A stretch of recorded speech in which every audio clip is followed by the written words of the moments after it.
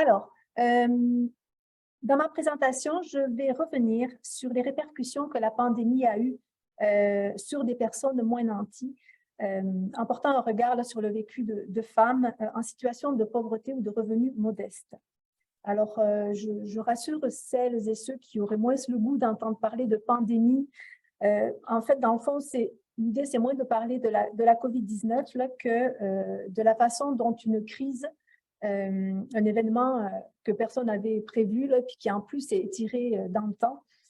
Donc, la façon dont cette crise a révélé et amplifié des inégalités de genre. Ça serait mon propos. Alors, pour ce faire, je vais m'appuyer sur les résultats d'un projet de recherche qui a été mené pendant la pandémie. On a appelé ça le projet Résilience. Ça a pris pas mal de résilience aux chercheurs d'ailleurs pour le faire aussi. Je vais brièvement donner les grandes lignes pour que vous ayez un peu de contexte dans le fond. Et puis, je vais surtout m'attarder sur 3 types de situations, 3 témoignages. C'est sûr que ce n'est pas exhaustif là, de toutes les situations qui ont été observées lors de cette recherche, mais ces cas-là m'ont paru particulièrement révélateurs d'inégalités sociales et économiques entre les femmes et les hommes. Et révélateurs en particulier d'insécurité, de précarité, de charge mentale, mais aussi de résilience. Bon, puis je conclurai brièvement sur les obstacles qui me paraissent persistants et j'ai quand même cherché à trouver des perspectives un peu plus positives. Alors, le projet Résilience, c'est quoi? Bon, on a essayé de documenter à l'Observatoire québécois des inégalités certains effets à court terme de la crise sanitaire auprès de Québécoises et de Québécois, dont le revenu du foyer se situe dans les 40% les moins élevés sur l'échelle des revenus de la province. Bon. Si vous êtes intéressé à savoir comment on a fait ça, c'est quand même approximatif, là, puisque ça repose en partie sur, ça repose sur la déclaration des personnes, donc leur perception. Mais c'est ça, c'est ce que je vais entendre par moins nanti. Et que j'oublie pas de vous préciser que ce travail-là, il a pu être réalisé grâce au financement de plusieurs partenaires privés et surtout publics, plusieurs ministères, dont le conseil pas le conseil du statut de la femme, dont le secrétariat à la condition féminine. Alors, pourquoi on s'est centré sur les 40% les moins nantis? Bon, vous savez que le niveau de revenu, c'est un déterminant majeur là, des inégalités sociales et économiques, mais aussi des inégalités de santé. Et il influe sur toutes les sphères de la vie des enfants. Et dans le contexte de la crise sanitaire, le fait de vivre avec peu de moyens a représenté un net désavantage, et ça, beaucoup d'études l'ont montré. Et entre autres, je pense qu'on en a reparlé ce matin, un risque accru d'être infecté, des risques d'infection à la COVID. Alors, à l'Observatoire, on a voulu examiner, dans le fond, les facteurs qui favorisaient ou qui, au contraire, fragilisaient la résilience, qui affectait la résilience de ces foyers à faible revenu ou à revenus modestes. Le but ultime étant de voir qu'est-ce qui pouvait favoriser l'adaptation à ce genre d'événements imprévus. Alors, comment on a procédé? Bon, vous voyez détaillé différentes activités qui ont été menées durant la recherche, mais en gros, la partie enquête a reposé sur 2 volets, un volet quantitatif et un volet qualitatif.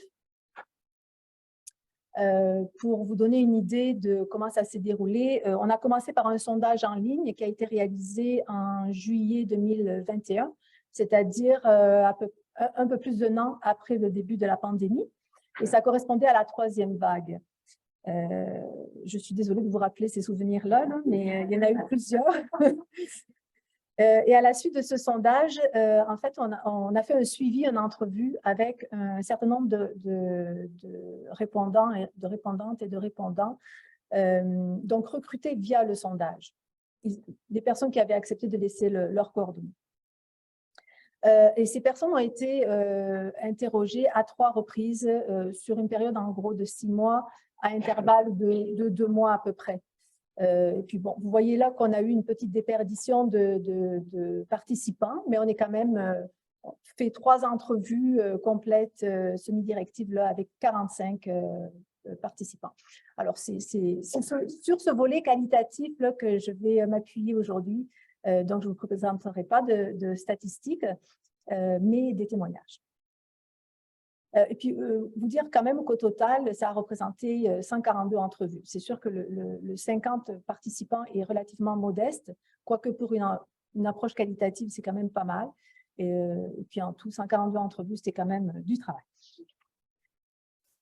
Alors, du coup, l'étude a permis de couvrir à peu près 2 ans de pandémie parce qu'il y avait des questions rétrospectives sur la façon dont, sur ce qui s'était passé depuis le début de la pandémie. À cette occasion, c'est à cette occasion qu'on a recueilli le témoignage d'une vingtaine de femmes, exactement 24. Tantôt, je vous parlais de 50 répondants, se sont répartis de cette façon-là, 24 et 26 ans. Et si vous êtes plus curieux de savoir quelles questions on leur a posées à la fin de la présentation, je vous indique la source du rapport qui contient ces éléments-là. Vous pourrez voir, c'est ça, les guides d'entrevue qui sont mis en annexe. Mais en gros, on les a questionnés sur les obstacles rencontrés durant la pandémie, les difficultés vécues et les stratégies de résilience qu'elles avaient mis en œuvre. Ça, c'est juste pour vous signifier que l'étude aborde plusieurs sphères de la vie. C'est un de ses intérêts, je pense, que d'avoir questionné les gens, que ce soit dans le questionnaire du sondage ou dans les guides d'entrevue, sur tous ces aspects-là, revenus, situation d'emploi, logement, santé, vie sociale aussi, tout ce qui concernait la sociabilité. Alors, du coup, c'est sûr qu'on n'a jamais approfondi chacun de ces domaines-là, ils sont survolés, mais l'intérêt, c'est de pouvoir faire des liens entre eux. Alors, c'est là-dessus que maintenant que je vous ai donné un peu de contexte, je voudrais vous présenter donc des situations très concrètes. Et puis, après vous avoir entendu, je vois tellement de liens que j'ai hâte de tout vous dire. Et ce que je vais faire aujourd'hui, c'est vraiment juste me faire une espèce de courroie de transmission des réalités croisées qu'on a pu avoir. Puis j'emprunte l'expression que j'ai entendue hier de la bouche de Madame Maillet, je pense. En tout cas, des réalités croisées vécues par ces 3 femmes prises en exemple. Ce que je voudrais montrer, c'est en fait, par cette démarche-là, c'est le cumul des vulnérabilités qui sont parfois difficiles à saisir. On avait l'ambition d'adopter une approche intersectionnelle, mais c'est très, en tout cas, je ne suis pas très satisfaite de ce qu'on a fait. Mais c'est un autre moyen, peut-être un autre angle pour mieux voir. Et je voudrais également montrer le fait que, en tout cas, au regard de notre échantillon, les gens, ils ne sont jamais, et les femmes, soit complètement vulnérables, soit complètement résilientes, elles sont les deux à la fois. Alors, le premier cas. Je ne lui ai pas donné de prénom, donc je pourrais l'appeler Émilie. Le premier cas particulier que je vous soumets, c'est celui d'une femme dans la jeune quarantaine qui est célibataire et qui vit seule dans une petite ville d'une région montagneuse, une région du Québec, évidemment, une région touristique. Alors, lors de la dernière entrevue, elle exerçait un emploi de réceptionniste et c'était un nouvel emploi occupé depuis quelques mois. Alors, son témoignage laisse supposer quand même plusieurs difficultés de maintien en emploi. Juste avant que la pandémie arrive, elle perd son emploi de téléphoniste dans une scierie par manque de travail et s'active à l'envoi de CV et à passer des entrevues. Pendant ce temps-là, elle se tourne vers l'aide sociale comme un moyen de subsistance. Je vous invite à lire son témoignage, dans le fond, qui traduit cela. C'est ça. Au début de la pandémie, j'ai perdu mon emploi pour manque de travail. Je suis tombée sur l'aide sociale parce que je n'avais pas le droit au chômage, parce que je n'avais pas assez d'heures. J'aurais pu m'essayer, elle parle de la PCU, mais vu qu'il y avait des critères, je me suis dit que je ne le ferais pas. Je n'ai pas eu le choix de m'asseoir et d'attendre, puis de vivre sur l'aide sociale, malheureusement. Donc, en fait, pour cette personne-là, la période de pandémie, la période de confinement, a stoppé ses recherches d'emploi. Ça a compliqué sa recherche d'emploi. Et ça l'a maintenu dans une situation de pauvreté, parce que quand on est sur l'aide sociale, on est en situation de pauvreté. Et ça l'a maintenu pendant plusieurs mois, et exactement pendant 8 mois. Bon, après, elle a retrouvé un emploi. Son emploi actuel, lui, bon, sa situation s'est améliorée avec son retour en emploi.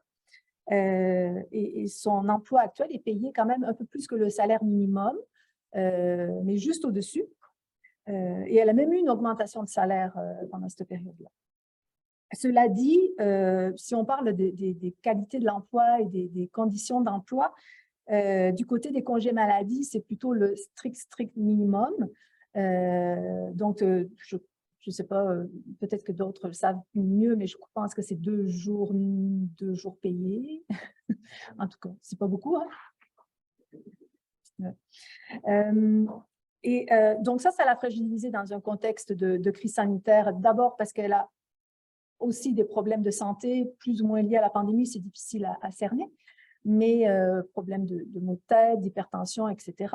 Mais en plus de ça, c'est une personne qui a contracté la COVID et une COVID qui s'est après poursuivie avec des problèmes de zona. Bon, donc ça implique demander des congés, maladie, etc. C'est compliqué. Donc, elle a fait face à un employeur, disons, peu compréhensif d'après. Donc, c'est son témoignage à cet égard-là. Même lorsque même pour des absences motivées par des billets du médecin.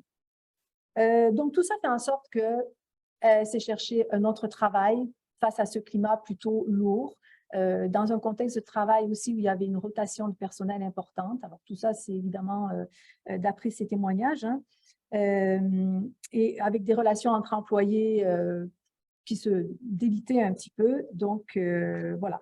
Donc, c'est pour ça que je parlais d'instabilité d'emploi, dans le fond. Côté revenus, bon, c'est sûr que ses revenus se sont améliorés avec son retour au travail. Elle a pu payer un certain nombre de dettes, mais on ne parle pas de grosses dettes, là, on parle de dettes à la consommation. Et puis, comme facteur de résilience, il y a aussi le fait qu'elle avait quand même accès à un certain nombre d'aides. Bon, je vous ai parlé des problèmes de santé, etc. C'est sûr que là, c'est peut-être un autre sujet, mais ça, c'est transversal dans l'étude. Bon, les témoignages que l'on a recueillis ont beaucoup fait état de problèmes de santé mentale, et c'est en particulier ressorti très fort chez les femmes. Et bon, vous savez tous, un problème d'accès aux soins de santé, évidemment, je n'élaborerai pas trop là-dessus. Et à quel point un facteur de résilience, c'est d'avoir évidemment un contact, accès à un suivi médical au moment opportun. J'insisterai davantage là, sur l'aspect logement pour cette personne-là. Côté logement, elle habite une maison, plus précisément un chalet qu'elle loue depuis plus de 10 ans. Donc, c'est un logement stable qu'elle loue depuis longtemps, ce qui fait en sorte que son loyer n'est pas très élevé, qui tourne autour des $500. En contrepartie, c'est une location qui n'est pas du tout officielle. C'est loué à un membre de la famille qui en est propriétaire. Et c'est donc un arrangement avec cette personne-là, mais elle n'a pas de bail, donc elle n'a vraiment aucune sécurité d'occupation. Alors là, on voit que d'un côté, ce qui peut être avantageux, c'est d'avoir un logement, un loyer abordable et plutôt stable, mais d'un autre côté, elle est dans une insécurité d'occupation et elle dépend du bon vouloir de cette personne-là. Alors, c'est un témoignage, mais il y a plusieurs témoignages qui se ressemblent comme ça parmi ceux qu'on a recueillis. Et c'est ce que je veux vous montrer ici, c'est que c'est un cas de figure là, qui présente des points communs avec la situation d'autres femmes interrogées qui vivent seules, quel que soit leur statut matrimonial, qu'elles soient célibataires ou séparées ou divorcées. Ce qu'elles ont en commun, donc, c'est cette vie en solo. Elles sont en instabilité d'emploi et parfois même en instabilité résidentielle. Et ces personnes-là, ce qui les maintient à flot, dans le fond, sur le plan économique, mais aussi social et psychologique, c'est le fait de travailler pour ces personnes. Il y a certaines même qui cumulent 2 emplois. Je pense notamment à la situation d'une mère qui élève seule ses 2 enfants. Elle a dû se chercher un 2e emploi le week-end pour compenser un manque à gagner, le fait d'avoir moins d'heures de travail dans la semaine. Donc, elle angoisse à l'idée qu'on diminue ses heures de travail jusqu'à s'être rendue plusieurs fois aux urgences là, pour ces crises d'angoisse-là. Donc, cette personne, cette mère monoparentale, là, elle n'a pas tant la préoccupation de la conciliation travail-famille. Ce qui la préoccupe, c'est de pouvoir subvenir aux besoins du foyer. Alors, il y en a d'autres qui parviennent à se débrouiller là, avec peu de revenus grâce à un loyer peu élevé. Mais voilà, il y a plusieurs façons d'y arriver pour elles. Et par exemple, la colocation, ça n'est une. Donc, ces personnes-là, elles survivent aussi quand même grâce au filet social. Grâce aux prestations d'aide sociale, ou bien on a parlé des allocations familiales tantôt, mais aussi les prestations d'assurance emploi ou aussi l'accès à des formations en employabilité, par exemple par Emploi Québec. Elles survivent également grâce aux ressources communautaires, comme par exemple les banques alimentaires ou d'autres organisations, mais aussi grâce à l'entourage. Ça peut être une source de résilience d'avoir une mère qui habite pas loin, par exemple. Mais pour terminer sur ce genre de situation-là, ça me semble illustrer en fait les effets de la précarité d'emploi et l'imbrication entre le stress financier, le sentiment de solitude aussi. Je n'ai pas trop insisté là-dessus, mais c'est des personnes qui ressentent quand même assez fort le sentiment d'isolement. Et l'implication aussi avec des troubles de santé mentale comme l'angoisse et le stress, ça revient souvent. Alors, je vous propose plus rapidement un autre type de situation complètement différente. Je vous propose à présent la situation d'une retraitée immigrante de longue date qui vit dans un appartement 4,5 en milieu urbanisé. Elle vit avec son mari. Avant la pandémie, pour donner un contexte rapide, son mari a eu une grave maladie, ça a entraîné des grosses dépenses de santé, de l'endettement. Ils ont dû, une solution pour eux, ça a été de déclarer faillite personnelle. Bon, il y a eu des problèmes de dépression de la personne en question à la suite de cette épreuve, et c'est dans ce contexte-là que la pandémie arrive. Alors, sur le plan financier, le couple vit avec peu de revenus. Ils vivent avec leur pension de sécurité de la vieillesse et le supplément de revenus garanti. Cela dit, le couple a aussi peu de dépenses et plus de dettes, puisqu'ils ont déclaré faillite. Donc, une situation financière, ils arrivent à se débrouiller, si vous voulez. Cela dit, pour eux, ce qui a été un élément problématique, c'est l'arrivée de l'inflation, l'augmentation des prix des aliments et des médicaments, qui représentent un poste important. Mais surtout, le point sur lequel je veux insister, c'est que la pandémie a eu un impact considérable sur la vie sociale de cette femme qui est proche aidante. En fait, la peur de contracter le virus et de le transmettre à son mari qui présente des comorbidités, ça l'a amenée à s'isoler dans leur appartement, à s'empêcher de pratiquer les quelques activités qui maintenaient certaines vies sociales. Donc, ce qui lui importait, c'est d'apporter tout son soutien là, à son mari et de le protéger. Elle raconte même, petite anecdote, avoir passé plus d'1 an sans aller à l'épicerie. Comme elle le dit elle-même, comme elle le raconte, on était un peu terrorisés, on ne voulait pas sortir, on ne faisait rien. On avait tout ce qu'il faut à la maison et notre fille qui nous aidait beaucoup. Elle faisait des achats. Quand on l'interroge 6 mois plus tard, alors que quand même il y a eu beaucoup d'assouplissement de mesures sanitaires, nous vivons en quarantaine depuis le début pour protéger mon mari. Je veux dire, son comportement n'avait pas changé. Ses nouvelles habitudes de vie étaient restées la même, isolées. Cela dit, sa vie de couple, c'est aussi sa source de résilience, tout comme l'aide de sa fille, etc. En fait, je vais passer plus brièvement, mais ce que je veux dire avec cet exemple, il me semble illustrer finalement les sacrifices que peuvent faire certaines femmes pour prendre soin de leurs proches. Je pense à votre présentation sur les métiers du soin. Et ça au détriment de leur santé financière, leur santé psychologique et physique. Alors, cela dit, on a aussi recueilli des témoignages de maris qui s'occupaient de leurs femmes en perte d'autonomie. Par contre, j'aimerais quand même attirer l'attention sur un autre cas de figure que j'ai moins rencontré chez les hommes interrogés. Je pense là à la situation d'une femme proche de la retraite, là, employée administrative dans une ressource pour personnes âgées. Donc, dans un même cas de figure, qui vit avec un mari à la santé plus fragile, qui en fait a devancé son départ à la retraite à cause des risques d'infection qu'il y avait dans son milieu de travail. Alors ça aussi, on l'a beaucoup entendu. Puis au début de la pandémie, il y avait j'ai en mémoire des statistiques qui montraient que des femmes de 55 ans et plus avaient été plus nombreuses à quitter le marché du travail. Je ne sais pas si ça s'est maintenu par la suite. Donc, en fait, bon, voilà, elle a devancé son départ à la retraite, donc baisse de revenus, perte de revenus, réduction des dépenses aussi, c'est souvent comme ça que les personnes s'ajustent.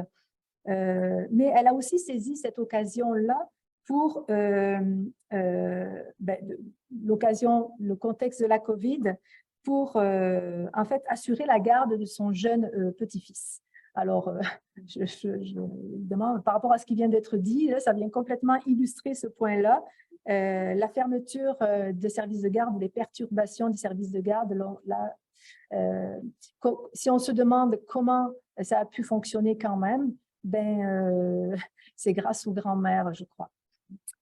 Donc, sans aller jusque-là, c'est-à-dire jusqu'à devancer son départ à la retraite, il y a plusieurs femmes aînées parmi celles qu'on a interrogées qui, bon, il ne faut jamais généraliser par rapport à ces résultats-là, mais qui, dans notre échantillon, ont fin cinquantaine, début soixantaine. Elles ont mentionné avoir modifié leur quotidien là, pour prendre en charge, assumer une plus grande part là, de la garde des enfants, de leurs petits-enfants, pardon. J'avais un autre exemple que je vais passer très rapidement. Là, je voulais vous montrer une situation d'une famille. Il s'agit d'une famille nombreuse, ce n'est pas du tout représentatif des types de familles. C'est un type de famille parmi d'autres. Et ce dernier exemple, il présente une jeune mère de 4 enfants qui vit avec son mari en HLM. Il se trouve qu'elle est aussi migrante et racisée. Ce que je veux montrer avec cet exemple-là, c'est les difficultés qu'a pu poser la fermeture des écoles. C'est une personne qui était en congé maternité au début de la pandémie et qui a repris le travail en télétravail. Bon, on pourra peut-être aborder la question du télétravail dans la période de questions si ça vous intéresse, mais la fermeture des écoles et l'école à la maison, évidemment, a compliqué sa vie professionnelle. Alors, le témoignage le montre. Je lis juste la fin. Quand maman est au téléphone, elle est obligée de s'excuser auprès d'une cliente parce que les enfants courent derrière. C'est beaucoup d'organisation. Alors, ce que ça implique, c'est beaucoup de fatigue et de stress pour gérer tout ça. Voilà.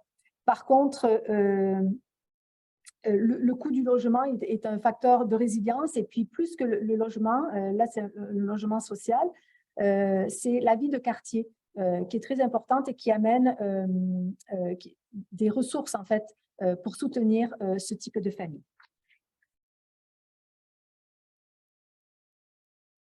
Alors, je pense que je vais passer à la conclusion. Les cas particuliers que je vous ai présentés, et si je ne l'ai pas dit, je le redis, on ne peut pas généraliser à partir de ces cas particuliers, mais à mon avis, ça donne une autre lecture et ça vient faire écho là, à ce que j'ai entendu plusieurs fois au cours du colloque. Il me semble révélateur de certains obstacles persistants que je vais brièvement récapituler. Ce qui m'a frappé, entre autres, là, dans ce travail, c'est la vulnérabilité financière des femmes seules rencontrées, ainsi que de certaines aînées. Elles possèdent en général peu et ont parfois en plus des dettes. plus pour les plus jeunes personnes. Mais surtout, certaines dépendent financièrement et parfois émotionnellement d'un homme, d'après les témoignages recueillis. Et ces exemples illustrent les inégalités, à mon avis, en matière d'autonomie et de sécurité financière au détriment des femmes. Alors, je crois qu'il y a un consensus là-dessus par rapport à ce que j'ai entendu cet après-midi. On regarde beaucoup les inégalités de revenus, mais je crois qu'il faut aussi se pencher plus attentivement sur les inégalités de patrimoine, qui prennent en compte donc, entre autres, les biens possédés. Il y a lieu de croire en fait qu'elles tiennent un rôle persistant là, elles tiennent un rôle dans les inégalités persistantes entre hommes et femmes. Les cas de figure présentés reflètent aussi la précarité qui caractérise certains emplois féminins. Je pense par exemple aux emplois dans les petites entreprises de services ou dans certains secteurs comme la restauration. Mais aussi, on peut penser à la précarité qui peut accompagner le travail à contrat et aussi le travail autonome. Dans le contexte de la pandémie, là, des obstacles à l'emploi pour les femmes, c'est vraiment encore une réalité très concrète.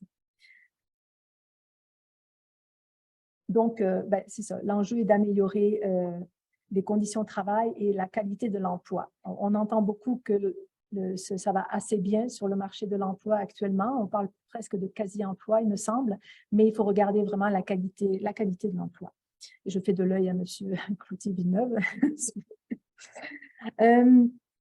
Bon, j'insisterai pas trop là-dessus parce qu'on en a vraiment parlé, mais la perturbation de l'accès aux services de santé et d'éducation, mais aussi on pourrait rajouter de loisirs, pendant la crise sanitaire, ça alourdit la tâche des femmes qui ont des responsabilités parentales, familiales plus importantes.